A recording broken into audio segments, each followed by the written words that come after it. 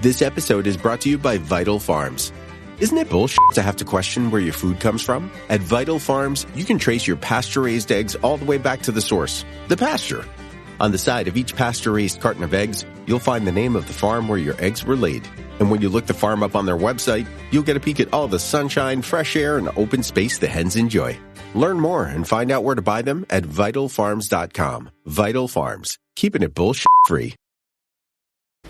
This episode is brought to you by Klaviyo, the platform that powers smarter digital relationships. With Klaviyo, you can activate all your customer data in real time, connect seamlessly with your customers across all channels, guide your marketing strategy with AI-powered insights, recommendations, and automated assistance, deliver experiences that feel individually designed at scale, and grow your business faster. Power smarter digital relationships with Klaviyo. Learn more at klaviyo.com/Spotify. That's KLAVIYO.com/Spotify.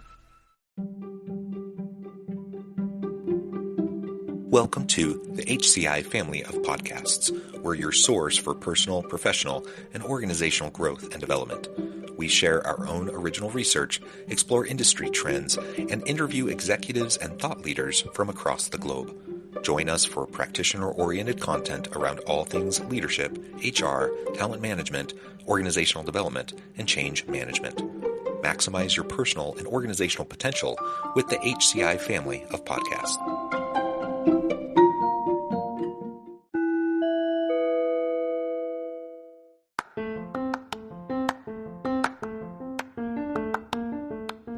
Welcome to the podcast. In this podcast episode, I talk with Dr. Gena Cox about why respect is the critical foundation for inclusion.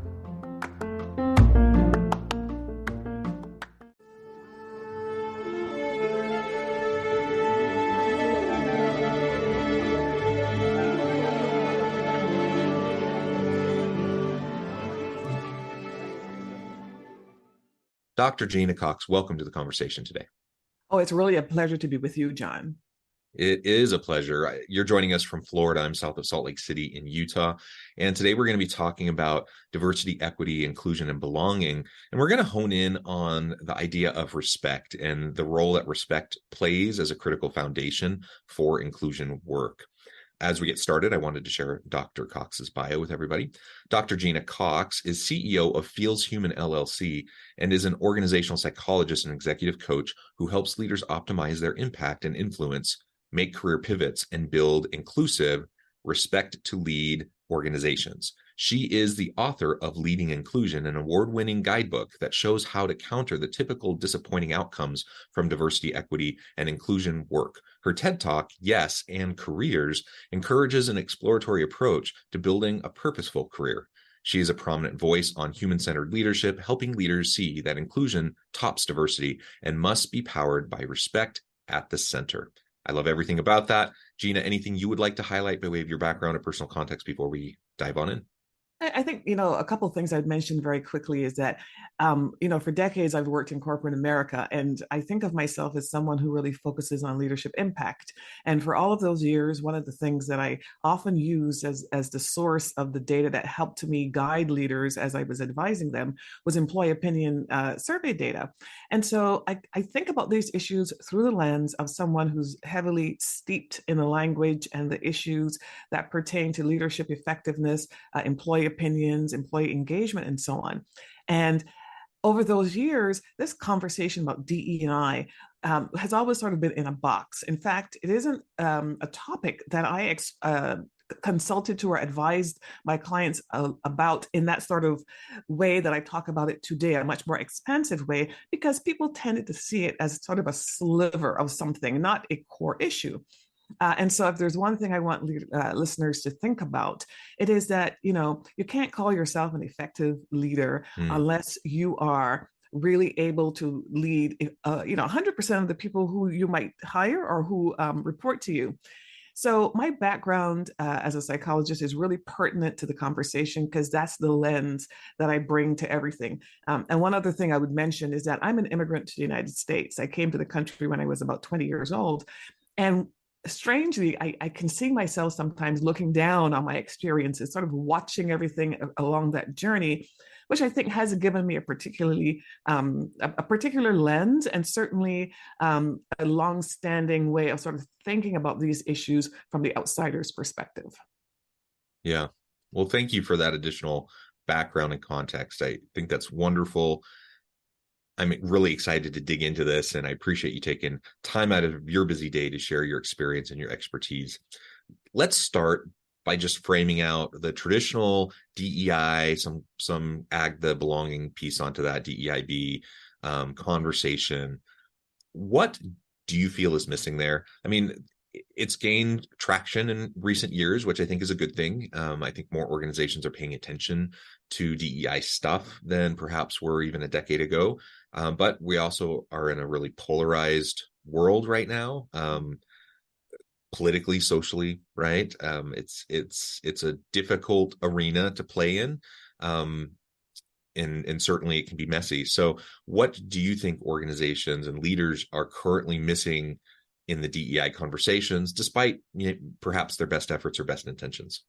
Oh, absolutely. I do think there has been more effort, and I do see progress. So I'm an eternal optimist. And so I'm sitting here, even in this environment that is quite disrupted and doesn't feel comfortable. I am sitting from a position where I believe things are going to get better, are getting better. It's too slow, but good intentions and all that. But what is missing from the conversation, I think, is that, first of all, I think leaders need to recognize that inclusion tops diversity. And so what I noticed in the last 3 years, as more leaders got involved in this conversation, is that there was a headlong rush to hire more people from underrepresented groups. Not a negative thing, but there's a but, which I will explain. And then there was this dive into implicit bias training.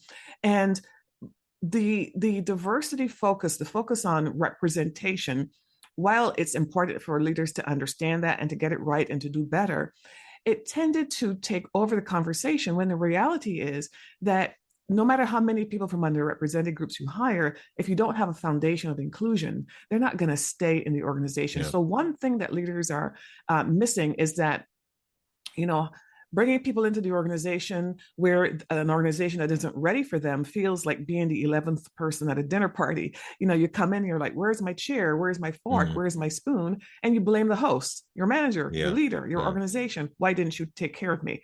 So that's one thing. But the core issue, the core thing that's missing is a focus on respect as a value that can be used as an organizing principle to help all employees in an organization know how to behave in dealing with one another, their managers, and their customers. Yeah, well said. I often talk, whether it's students at the university or individuals in an organization through coaching or a training session that I do, I often talk about the importance of just the foundational component of mutual accountability and trust, and always showing everyone around you dignity and respect, just treating people with dignity and respect.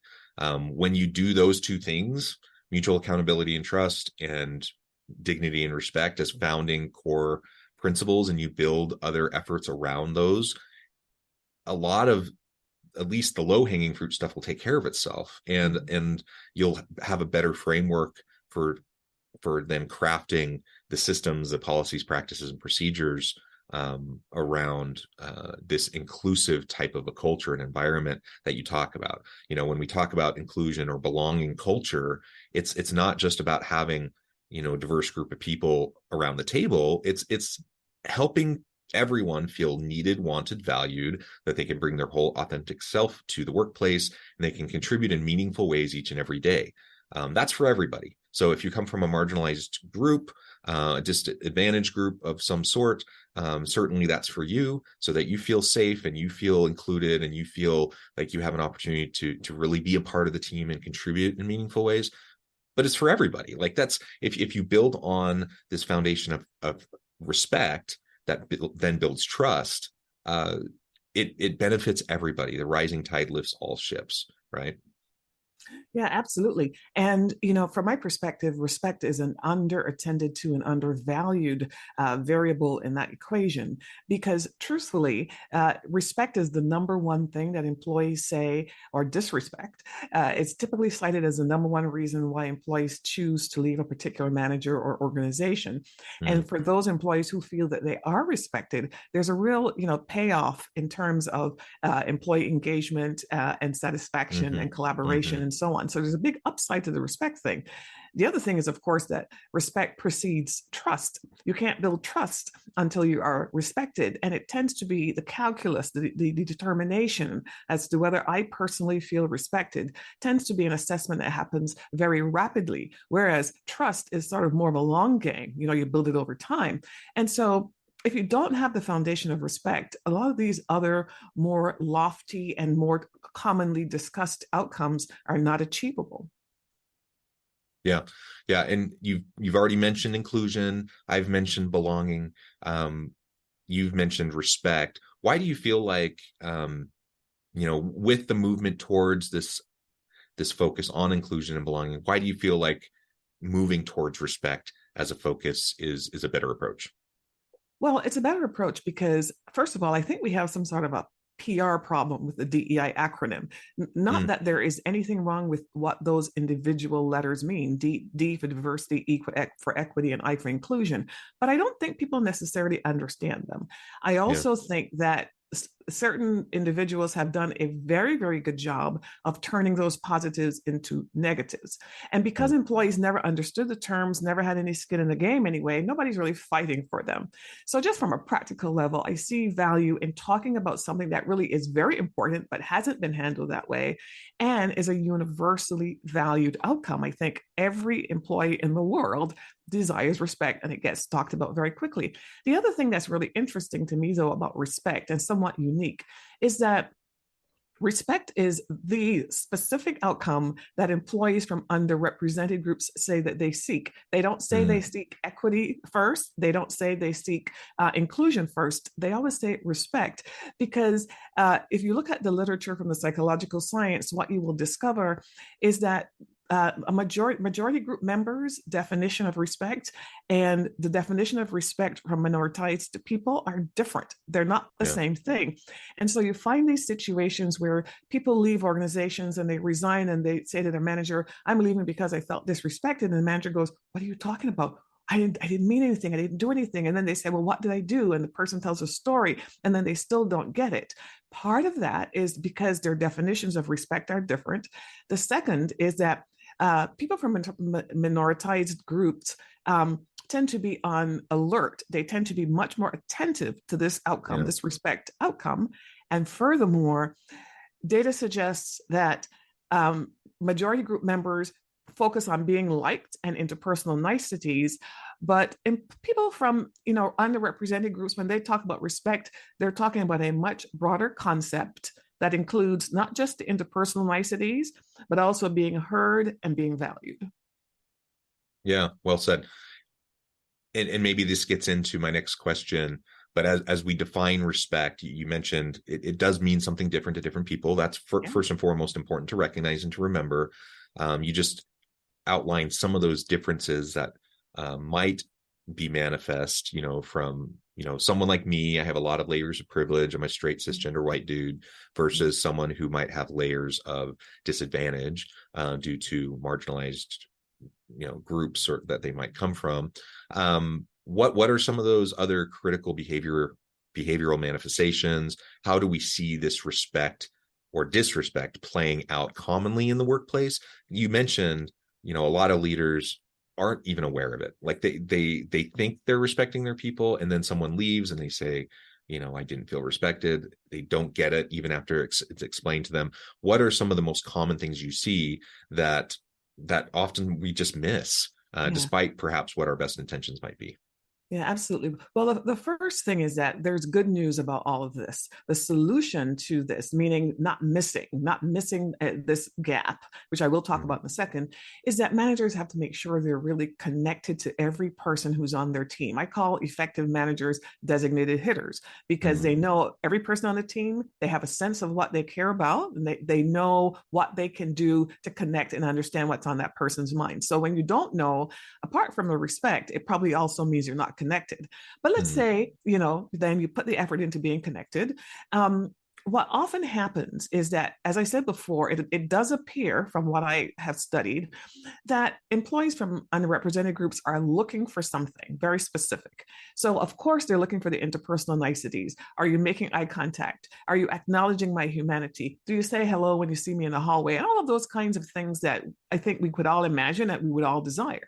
mhm, But a critical issue is that many employees, specifically from these minoritized groups, when they leave jobs, say their managers do not interact with them sufficiently. And specifically on the dimension of feedback, they say, not mm, only do they seem to be avoiding me, they don't give me feedback. Now, this idea of feedback is really powerful because they're not just saying, I don't get good feedback. They're not just saying that I don't hear the good stuff. They're saying I don't even hear the bad stuff. So what they perceive is that they're sort of out there on a limb, unaware as to whether they're doing poorly or doing well. They don't really have any feedback that will let them know that.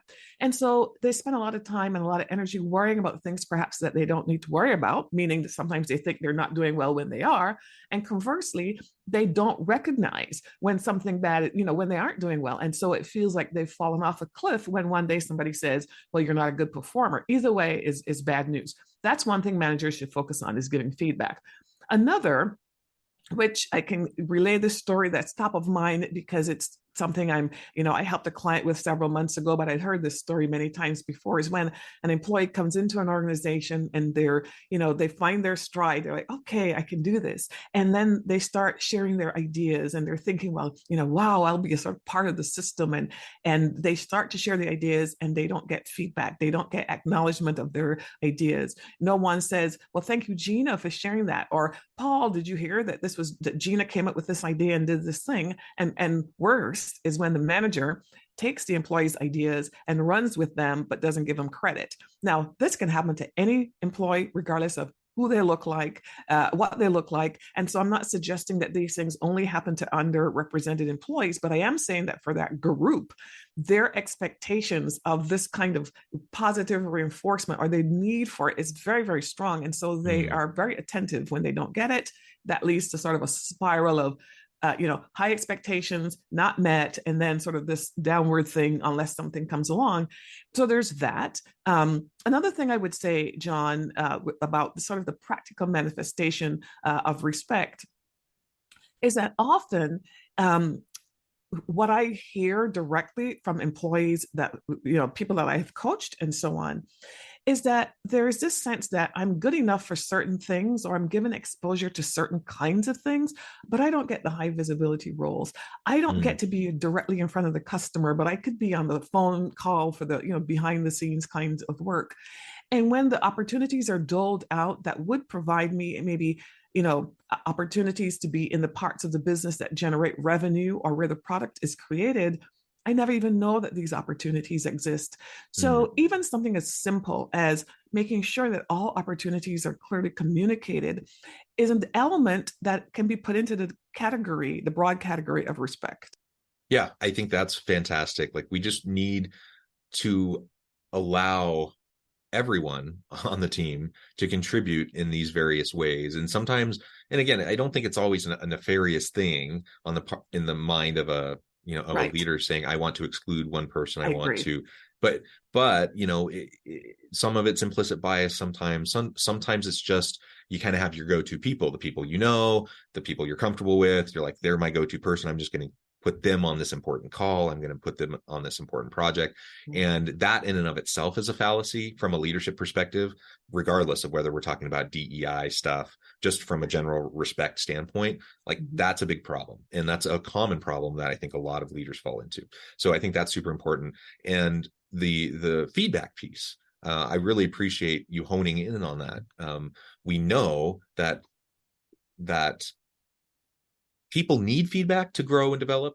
They want feedback, especially, you were talking about um, minoritized groups in particular, but I was also thinking as you were talking about that, about younger millennials or Gen Z workers.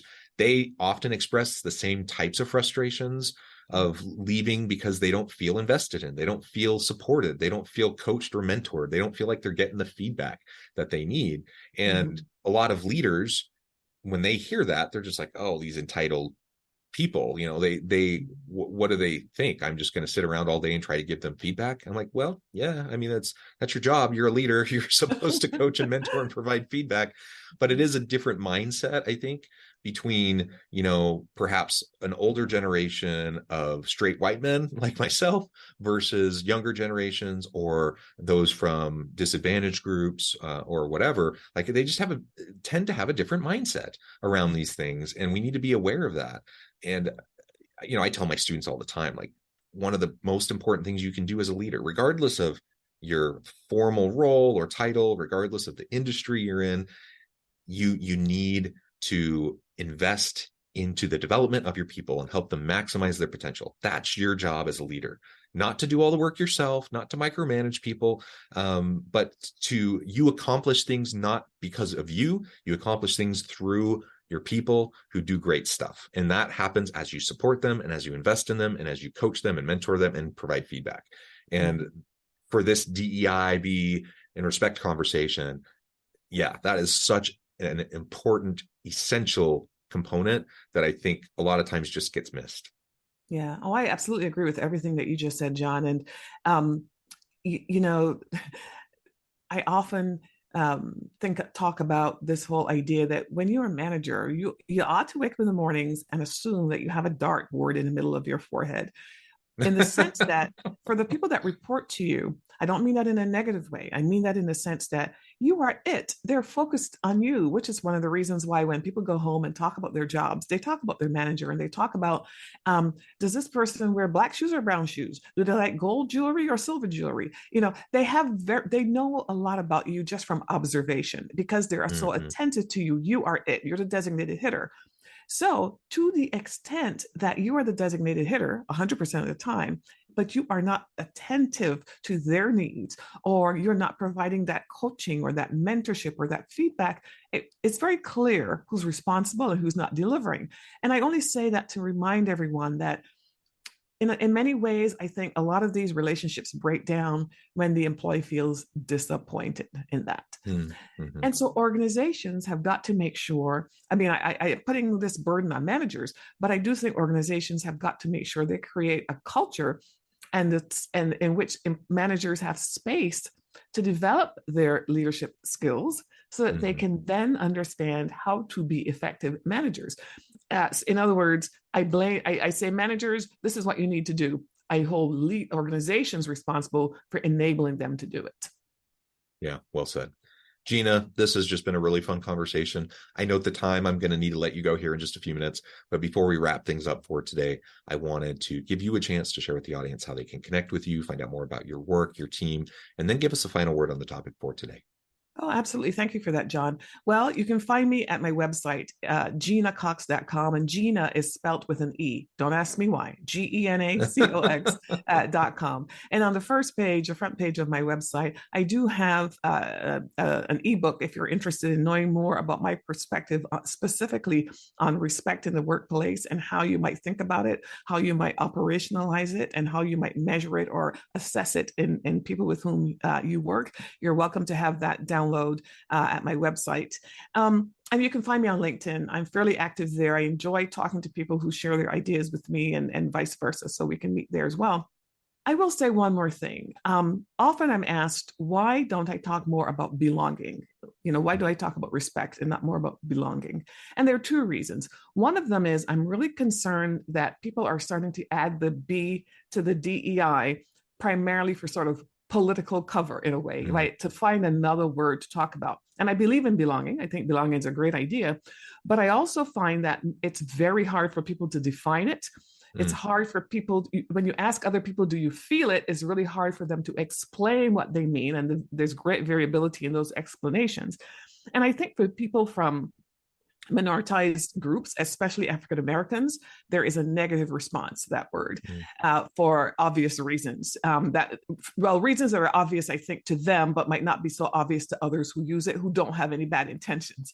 So it's not ever going to be embraced, I don't think, especially by Black Americans. And as I said before, just based on the psychological science, respect is the core outcome that if you measure and if you drive to it and measure to it, will deliver all of these other outcomes that we desire. Yeah, wonderful. Gena, thank you so much. It's been a real pleasure. I encourage the audience to reach out, get connected, find out more about what Gena can do for you. Check out her books, check out her resources. And as always, I hope everyone can stay healthy and safe, that you can find meaning and purpose at work each and every day. And I hope you all have a great week.